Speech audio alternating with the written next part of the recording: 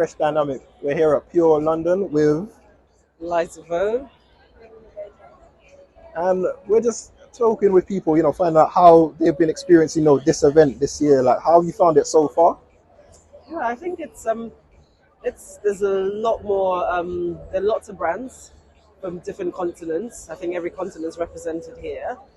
It's quieter than usual, but we're getting to meet lots of people. Okay, so what do you do with yourselves? We work with a company. We own a business called Brown. It's contemporary African fashion.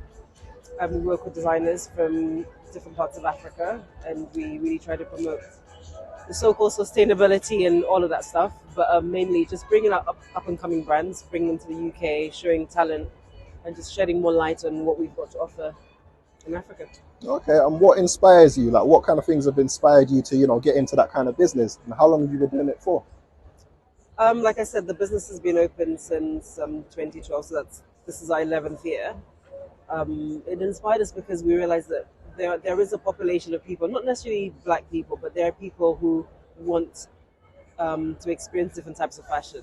African fashion is right there in Selfridges and Harrods, except that it has nothing to do with Africa. And we feel like what better way to get that there than meeting the actual people who have inspired the designs to actually do homemade, limited edition pieces, and that's how we started. Okay.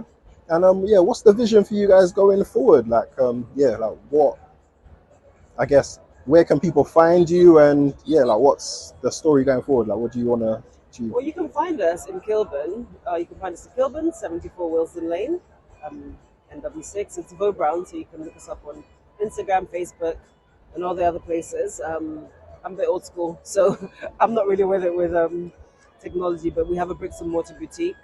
But in terms of the vision going forward, coming to an event like this, one of the things that we've spoken about, and another of my partners is right there behind you, is just the lack of diversity. And I know it sounds like a broken record, diversity. What does that even mean? But it's that we've come to an event like this with hundreds of booths and lots of people showcasing, but it seems to be quite repetitive. And we're saying, open the door for a different type of brand. And with the price points, you've actually shut the door to like millions of other people. So you've got to decide, if I want to create this sustainability, whatever you want to call it, you've got to be able to reach out to people who actually can't reach you. So yeah, I don't really have anything to say. Apart from that diversity, maybe age diversity as well. As a young person, I would like to see younger people being incorporated more into the fashion that's going on around it. I feel like we have a lot to offer, and it would just be better if we could reach target audiences. Okay.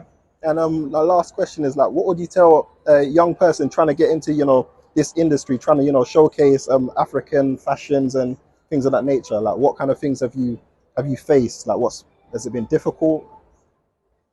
I think you need to define what African fashion is. For so long, they think it's Ankara, it's the shiki, it's African print, which is not even African. It's deciding why you want to go into it. For us, it wasn't really about the print. It was more about the people who have so much talent, and the talent is being worked behind the scenes, and no credit is being given. So I think whatever, if someone wants to go into that, why do you want to go into it? I think that will then determine the answer that I'll give to you, or the advice that I'll give to you.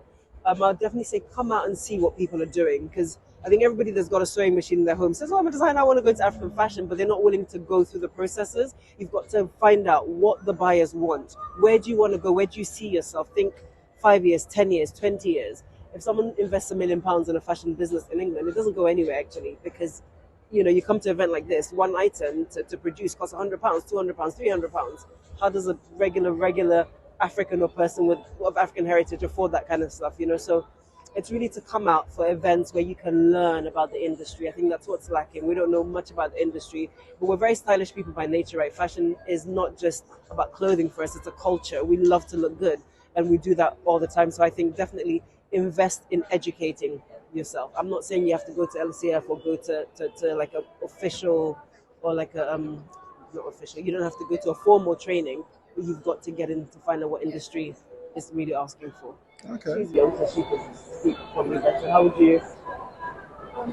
To a young person, I'd probably say just, it might sound a bit cliche, but just don't be afraid, because a lot of the time you tend to just follow what the trends are. But like, don't be afraid to like start your own fashion statement. Okay. Yeah, I really, really appreciate your time.